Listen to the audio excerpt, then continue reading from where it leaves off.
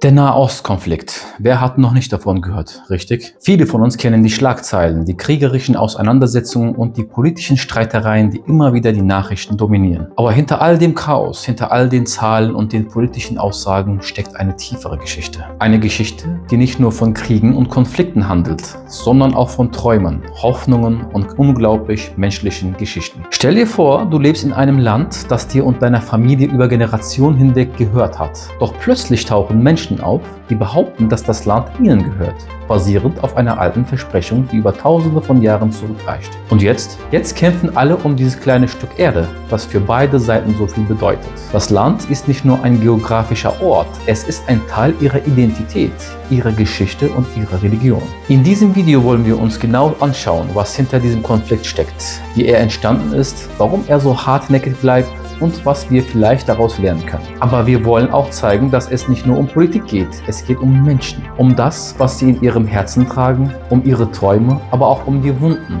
die durch diese jahrzehntelange Auseinandersetzung entstanden sind. Es ist eine Geschichte von Hoffnung und Verzweiflung, von Liebe und Hass, von Menschen, die nach einem besseren Leben streben und von der Frage, ob es überhaupt möglich ist, diese Zukunft in einem Land zu finden, das so sehr umkämpft ist. Lass uns also gemeinsam eintauchen in diese Geschichte und sehen, wie wir es bis hierhin geschafft haben. Also, um das ganze Drama hier mal von Anfang an zu verstehen, müssen wir zurückreisen. Und zwar richtig weit zurück. Stell dir vor, du bist in einer Zeit, die noch lange vor unseren Smartphones und sozialen Medien liegt. Es ist eine Zeit, in der Land, Religion und Geschichte noch viel mehr Bedeutung hatten als alles, was wir heute kennen. Und inmitten dieser Geschichte gibt es ein Land, das mehr als jedes andere in der Weltgeschichte geschrieben hat. Israel. Ein Land, das gleichzeitig für zwei Völker von enormer Bedeutung ist, aber auch die Quelle eines riesigen Konflikts. Und genau hier kommt die Frage, wer gehört zu diesem Land und warum? Wir fangen an bei Abraham. Ja, genau, der Typ, von dem sowohl Juden als auch Muslime abstammen.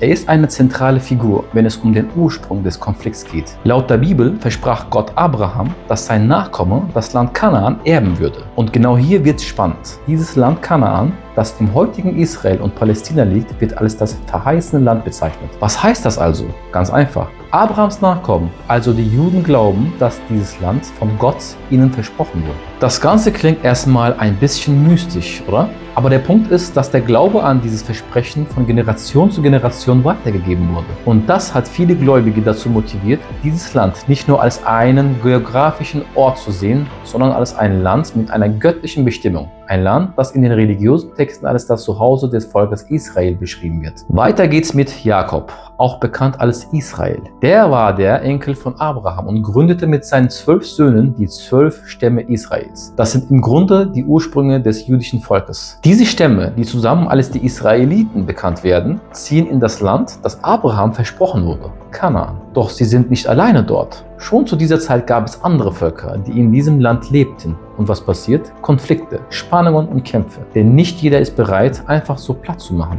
Oder? Lass uns mal ehrlich sein. Stell dir vor, du lebst in einem Land und plötzlich kommen Leute an, die sagen, hey, das Land gehört uns, weil uns das vor tausenden Jahren versprochen wurde. Da würde es bestimmt auch Ärger geben, oder? Genau das passierte damals. Die Israeliten kamen und beanspruchten das Land. Und was daraus folgte, war die Geschichte von vielen Kämpfen, Gebeten und dem ständigen Versuch, dieses verheißene Land zu verteidigen. Okay, aber der Konflikt endet nicht dort.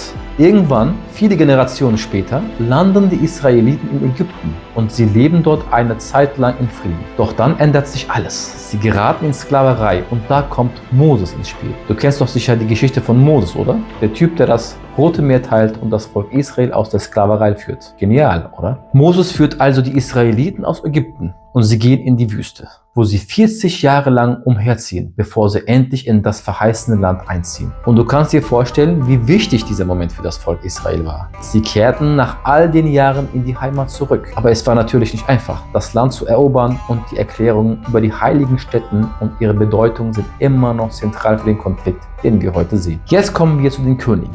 Nachdem die Israeliten das Land erobert haben, wird David, der bekannteste israelitische König, zum König. David ist nicht nur berühmt für seine militärischen Erfolge, sondern auch für die Gründung von Jerusalem als Hauptstadt. Und dann kommt Salomo, Davids Sohn. der den ersten Tempel in Jerusalem baut. Für das jüdische Volk wurde dieser Tempel zu einem der heiligsten Orte der Welt. Stell dir vor, du baust einen riesigen Tempel, der als symbolisches Zuhause für Gott selbst angesehen wird. Es war der perfekte Ort für das Volk Israel, um ihre göttliche Verbindung zu feiern. Aber natürlich gibt es auch hier wieder Konflikte, sowohl mit den Nachbarn als auch innerhalb des Volkes. Doch dann kommt der tiefste Einschnitt in der Geschichte Israels, die Zerstörung des ersten Tempels und das babylonische Exil. Der babylonische König Nebukadnezar zerstört Jerusalem und führt viele Israeliten nach Babylon in Gefangenschaft. Dieser Moment prägt die jüdische Geschichte für immer. Der Verlust von Jerusalem, der Verlust des Tempels und das Gefühl der Entwurzelung. Für die Israeliten war das ein dramatischer Einschnitt. Der Tempel, das Herzstück ihrer Religion, war weg. Doch in der Dunkelheit des Exils entstand eine neue Hoffnung. Der Glaube an das verheißene Land blieb bestehen, auch wenn sie weit entfernt von ihrer Heimat war. Die Rückkehr nach Jerusalem und der Wiederaufbau des Tempels war ein großer Moment für das jüdische Volk. Doch das war nicht das Ende der Geschichte. Es war erst der Anfang eines langen Weges. Denn während die Israeliten zurückkehrten, lebten auch andere Völker in diesem Land und der Konflikt um das Land würde immer wieder aufflammen. Und so setzt sich die Geschichte von Israel und Palästina fort. Ein langer Kampf um Land, Identität und das Recht auf Heimat. Stell dir vor, du lebst in einer Welt, die sich gerade verändert. Vor dir liegen nicht nur Chancen, sondern auch Konflikte, Herausforderungen und unerfüllte Träume. Das war die Welt Ende des 19. Jahrhunderts für viele Juden, die auf der Suche nach einem sicheren Ort für sich und ihre Familie waren. Und dann kam eine Idee.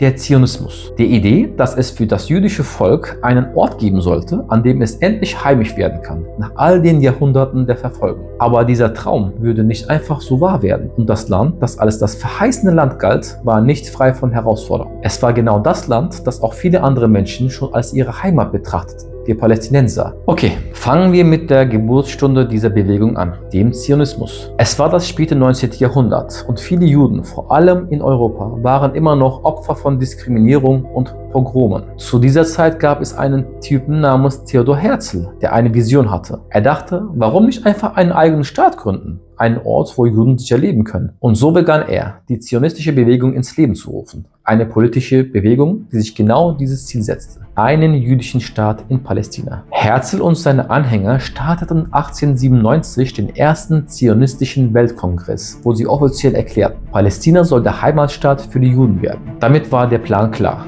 Juden sollten in ihre historische Heimat zurückkehren und einen eigenen Staat gründen. Und dieser Gedanke verbreitete sich schnell, vor allem unter den Juden, die sich endlich von der Verfolgung befreien wollten. Kommen wir ein paar Jahre später, 1917, und da passierte etwas Wichtiges. Während des Ersten Weltkrieges, als sich die Welt komplett im Umbruch befand, gab Großbritannien eine Erklärung ab, die als die Balfour Declaration bekannt wurde. In dieser Deklaration versprach Großbritannien, die Schaffung einer nationalen Heimstätte für das jüdische Volk in Palästina zu unterstützen. Das klingt erstmal wie ein großer Schritt nach vorne, aber es war nicht so einfach, wie es klingt. Warum? Nun, weil Palästina zu dieser Zeit schon von vielen arabischen Menschen bewohnt war, die sich nun verständlicherweise auch um ihre Zukunft sorgten. Die Palästinenser, die meisten von ihnen Araber, fühlten sich natürlich betrogen. Sie lebten schon seit Jahrhunderten in dieser Region und jetzt kam ein fremdes Volk, das ebenfalls das Land beanspruchte. Für sie war es nicht nur ein politischer Deal zwischen den Großmächten. Es war ihre Heimat, ihr Land. Und so fingen die ersten Spannungen zwischen den beiden Gruppen an, sich zu entwickeln. Nun, Großbritannien bekam nach dem Ersten Weltkrieg das Mandat für Palästina und übernahm die Kontrolle. Jetzt war es die Aufgabe der Briten, das Land zu verwalten und irgendwie das Gleichgewicht zwischen den Juden und den Arabern zu wahren. Doch je mehr jüdische Siedler nach Palästina kamen, desto mehr wuchs die Unzufriedenheit bei den Arabern. Die Spannungen nahmen zu. Es gab immer wieder Aufstände und Gewalt. Und Großbritannien, das eigentlich vermitteln sollte, stand mitten im Sturm. Die Palästinenser begannen, sich immer mehr gegen die britische Kontrolle zu wehren. 1936 brach in Palästina ein großer Aufstand aus, bei dem die Araber versuchten, die britische Macht zu brechen und sich gegen die jüdische Immigration zu stellen. Für die Juden war das ein Zeichen, dass ihre Rückkehr und ihr Plan für einen eigenen Staat alles andere als problemlos sein würde. Die Sache wurde immer komplizierter. Es war 1947, als die Vereinten Nationen einen Plan zur Teilung Palästinas vorschlug. Die Idee war, das Land in zwei Teile zu teilen, einen für die Juden und einen für die Araber.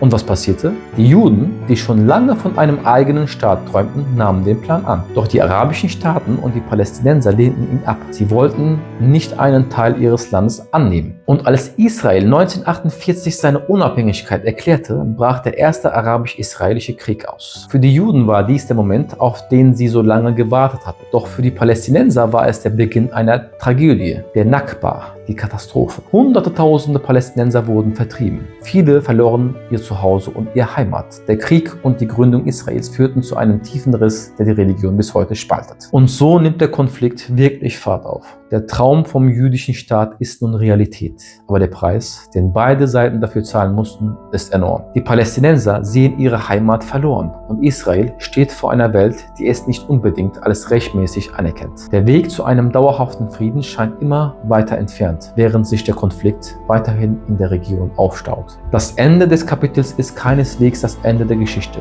Was wir bis hierhin gesehen haben, ist der Beginn einer jahrzehntelangen Auseinandersetzung, die nicht nur von den großen Mächten beeinflusst wird, sondern vor allem von den Menschen, die auf diesem Land leben. Der Traum vom Frieden, von einem Land, in dem beide Völker nebeneinander leben können, scheint noch immer weit entfernt. Doch wie immer bleibt die Hoffnung, dass irgendwann der Weg zu einer Lösung gefunden wird.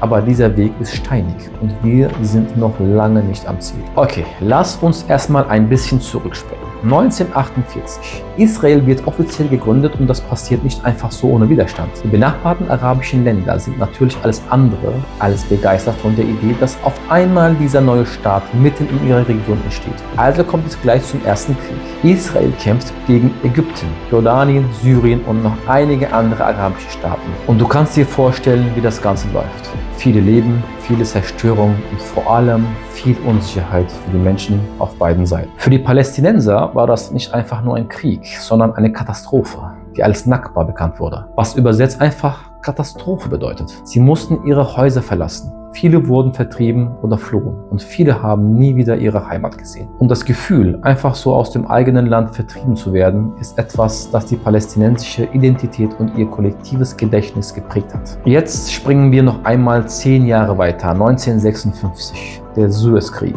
Diesmal geht es nicht nur um Israel und die Palästinenser, sondern auch um die Großmächte. Ägypten, das damals unter Nasser eine Art Widerstandskraft gegen den Westen symbolisierte, hat den Suezkanal verstaatlicht. Und was passiert? Großbritannien und Frankreich zusammen mit Israel greifen Ägypten an. Israel macht das, weil es natürlich auch sein Interesse an der Region und den geopolitischen Machtverhältnissen hat. Aber der Westen ist nicht ganz auf seiner Seite. Und das Ganze endet in einem Waffenstillstand. Was hat das mit dem Konflikt zu tun? Naja, der Suezkrieg zeigt, dass die Palästinenser einfach nie wirklich die Hauptrolle spielen. Sie sind oft das Spielfeld der geopolitischen Auseinandersetzung. Und die Entscheidungen, die getroffen werden, sind selten zu ihren Gunsten. Dann kommt 1967 der Sechstagekrieg.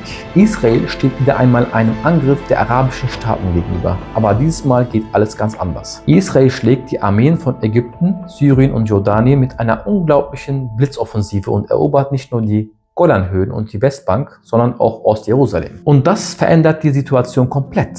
Das Problem? Israel besetzt jetzt riesige Gebiete, in denen Palästinenser leben. Und das ist ein richtiges Dilemma. Palästinenser verlieren weiterhin ihr Land. Und die Frage, wer jetzt wirklich das Recht hat, auf welchem Teil dieses Landes zu leben, wird immer komplizierter. Und mit jedem israelischen Siedlungsbau in diesen Gebieten wächst der Widerstand. Für die Palästinenser war dieser Krieg ein weiteres Trauma, eine weitere Vertreibung und noch mehr Ungewissheit. Jetzt kommen wir zur palästinensischen Befreiungsorganisation. Die PLO. In den 1960ern, als die Palästinenser immer mehr das Gefühl hatten, von den arabischen Staaten im Stich gelassen zu werden, gründeten sie die PLO unter der Führung von Yasser Arafat. Es war ein Versuch, eine einheitliche Stimme für die Palästinenser zu schaffen, die sich gegen die israelische Besetzung wehren wollten. Die PLO kämpfte nicht nur mit Worten, sondern auch mit militärischen Mitteln. Sie führten Angriffe auf israelische Ziele durch und ihre Aktionen machten sie bekannt, aber auch berüchtigt. Israel betrachtete sie als Terrororganisation, während viele Palästinenser sie als die einzige wirkliche Kraft sahen, die für ihre Rechte kämpfte. Es war ein ständiger Kampf, der Versuch,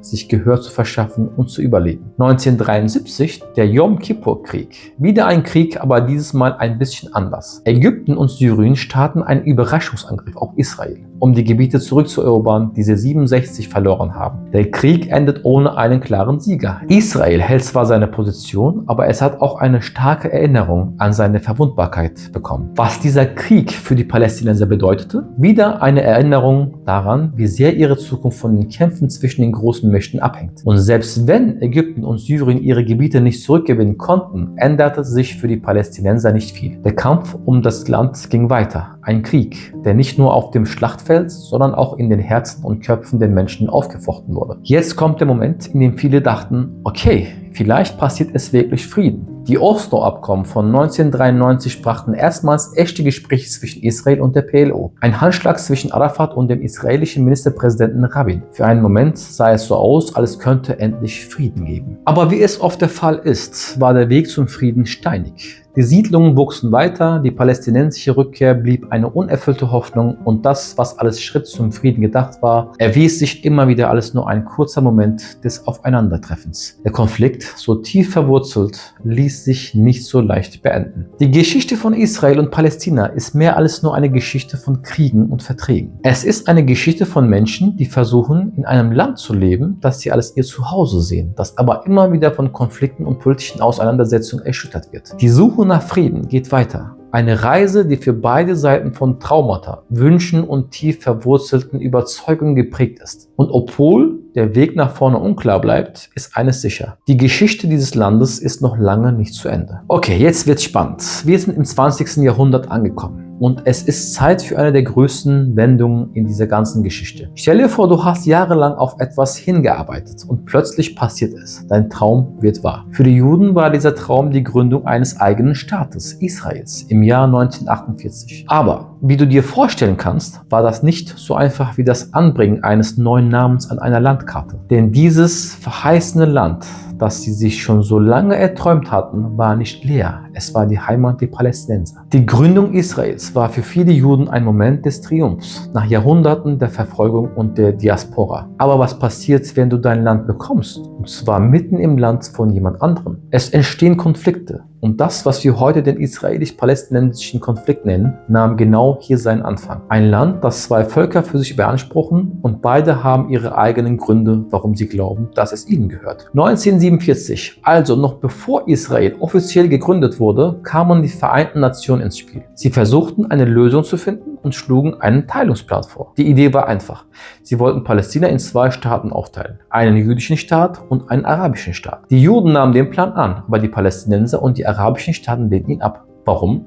Weil sie das Land als ihr eigenes ansahen und nicht einfach akzeptieren konnten, dass es in zwei Teile geteilt wird. Die Palästinenser fühlten sich verraten. Sie hatten ihre Heimat, ihr Land und plötzlich sollen sie es teilen. Und das auch noch mit Menschen, die aus anderen Teilen der Welt gekommen waren. Verständlich, oder? Wenn du in einem Land lebst und jemand dir sagt, du musst jetzt einen Teil deines Zuhauses mit einem anderen teilen, würde das auch nicht leicht fallen. Also, was passiert, wenn zwei Gruppen sich um das gleiche Land streiten und niemand einlenkt? Richtig, es kommt zum Krieg. Am 14. Mai 1948 erklärte Israel seine Unabhängigkeit und sofort brach der erste arabisch-israelische Krieg aus. Israel kämpfte gegen Ägypten, Jordanien, Syrien und die anderen arabischen Staaten, die nicht wollten, dass Israel überhaupt existiert. Und was passierte? Israel überlebte. Tatsächlich konnte es das Gebiet, das ihm laut UN-Plan zugeschrieben wurde, sogar erweitern. Für die Palästinenser war das jedoch nicht nur ein Krieg, es war eine Katastrophe. Die Nakba, was auf Arabisch Katastrophe bedeutet. Viele Palästinenser wurden aus ihren Häusern vertrieben. Tausende flohen oder wurden vertrieben. Was viele nicht wissen, ist, dass viele der Palästinenser, die damals flohen, nie wieder in ihre Heimat zurückkehren durften. Und das ist ein Schmerz, den viele immer noch fühlen. Tausende Palästinenser landeten in Flüchtlingslagern in benachbarten arabischen Ländern.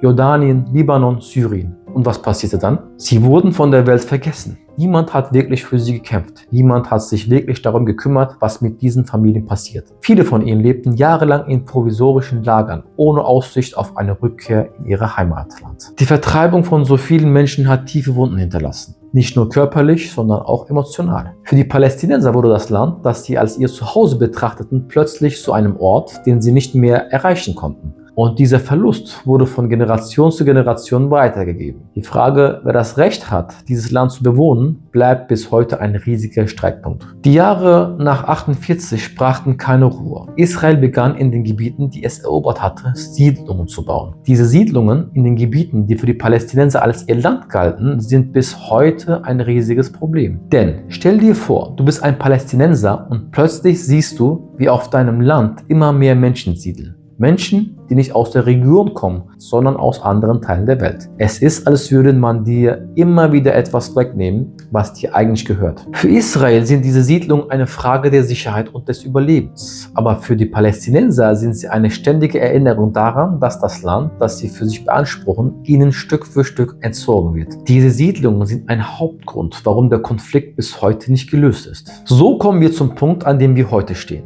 Israel hat sein Land, doch viele Palästinenser leben immer noch im Exil oder unter israelischer Besetzung. Die Versuche, Frieden zu schaffen, haben bislang nicht funktioniert und der Konflikt geht weiter. Doch die Frage bleibt, gibt es einen Weg, wie beide Völker in Frieden zusammenleben können? Die Antwort darauf ist nicht einfach und es ist ein langer Weg, den noch viele Generationen gehen müssen, um endlich zu einer Lösung zu kommen. Du hast bestimmt schon gehört, dass der Nahost-Konflikt als einer der schwierigsten Konflikte der Welt gilt. Es gibt nicht nur Kriege und Kämpfe, sondern auch unzählige Versuche, Frieden zu schließen. Viele Versuche, die immer wieder gescheitert sind. Und hier ist die Frage, warum scheint der Frieden so schwer zu erreichen, obwohl es immer wieder Friedensgespräche und Lösungen auf dem Tisch gibt? Es ist wie ein Rätsel, bei dem du die Teile immer wieder versuchst zusammenzupuzzeln, aber am Ende passt irgendwas nie richtig. In diesem Kapitel wollen wir uns genau anschauen, was passiert, wenn die Welt versucht, den Konflikt zu lösen und warum es so schwierig ist, eine Lösung zu finden. Denn der Weg zum Frieden ist nicht einfach. Er ist lang, kompliziert und von vielen Rückschlägen geprägt. Fangen wir mit einem Moment an, der 1993 als riesiger Hoffnungsschimmer galt. Die Oslo-Abkommen. Hier versuchten Israel und die Palästinenser endlich miteinander zu reden. Der israelische Premierminister Yitzhak Rabin und der palästinensische Führer Yasser Arafat trafen sich und einigten sich auf den ersten Schritt in Richtung Frieden. Und das war der historische Moment. Der Handschlag, der gezeigt hat,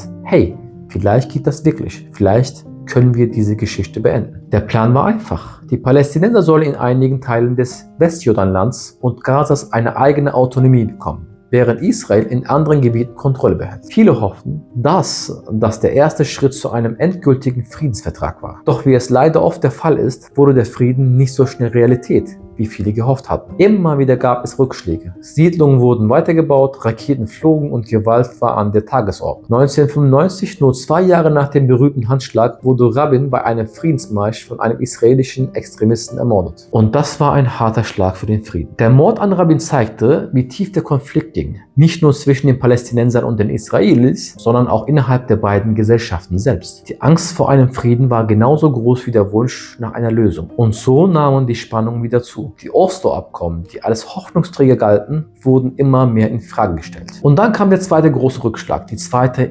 Intifada. Ende der 90er Jahre begann es, als der palästinensische Führer Arafat und der israelische Politiker Ariel Sharon sich in Jerusalem in einem Streit über den Tempelberg begeben. Was als kleiner Vorfall begann, eskalierte schnell in eine Welle von Gewalt. Der Kampf wurde brutal. Straßenkämpfe, Selbstmordanschläge und Militäraktionen auf beiden Seiten führten zu Tausenden von Toten. Die zweite Intifada brachte alles zurück. Die Wut, die Trauer und das Gefühl der Ohnmacht. Israel baute eine Mauer, um sich vor Angriffen zu schützen, und die Palästinenser fühlten sich immer mehr eingesperrt. Der Traum von einem unabhängigen Palästinenserstaat schien weiter entfernt als je zuvor. Und was hat die internationale Gemeinschaft in all dem gemacht? Nun, die Vereinten Nationen, die USA und viele andere Länder haben immer wieder versucht zu vermitteln, Gespräche zu führen und Druck auf beiden Seiten auszuüben. Aber wie du dir sicher vorstellen kannst, ist es verdammt schwer, einen Konflikt zu lösen, der so tief in der Geschichte verankert ist. Die USA haben zum Beispiel immer wieder versucht, als Vermittler aufzutreten.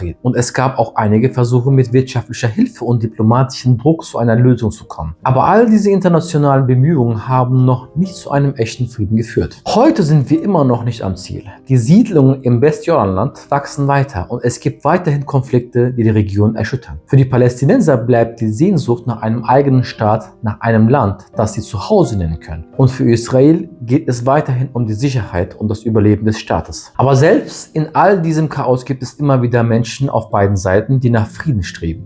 sei es durch Gespräche, Proteste oder einfach durch den Wunsch, in Ruhe leben zu können. Und wer weiß, vielleicht ist der Weg zum Frieden nicht so weit entfernt, wie wir denken. Aber dieser Weg ist lang und hart. Der Schlüssel zum Frieden liegt darin, dass beide Seiten sich gegenseitig verstehen und aufeinander zugehen. Nur dann wird der Traum, der in den Oslo-Abkommen steckte, vielleicht irgendwann Wirklichkeit. Also was können wir aus all dem lernen? Vielleicht, dass der Weg zum Frieden nicht immer geradeaus führt, dass er voller Rückschläge ist, aber auch voller Hoffnung. Und das, egal wie schwierig der Weg auch sein mag, der Traum von einem besseren Morgen für beide Völker nicht aufgeben werden sollte. Vielleicht eines Tages wird es einen Frieden geben, der wirklich Bestand hat, aber dafür müssen beide Seiten weiter an den Dialogen glauben. So, was haben wir jetzt eigentlich gelernt? Der Konflikt zwischen Israel und Palästina ist viel mehr als nur eine politische Auseinandersetzung. Er ist tief in der Geschichte, in Religion, in Identität und in den Herzen der Menschen verankert. Wir haben gesehen, wie dieser Konflikt durch Jahrhunderte hinweg gewachsen ist, wie er sich in Kriegen, in Verhandlungen und in Enttäuschungen manifestiert hat. Aber hier ist der entscheidende Punkt. Es geht nicht nur um Land, es geht um Menschen, um deren Leben, deren Träume und um die Hoffnung auf eine bessere Zukunft. Der Konflikt mag groß und schwierig erscheinen, aber auch wenn der Weg dorthin oft wie ein Berg aussieht, der nicht zu überwinden ist, gibt es immer wieder Momente des Lichts. Momente, in denen Menschen auf beiden Seiten des Konflikts bereit sind, sich zu verstehen, sich die Hände zu reichen und nach Lösungen zu suchen.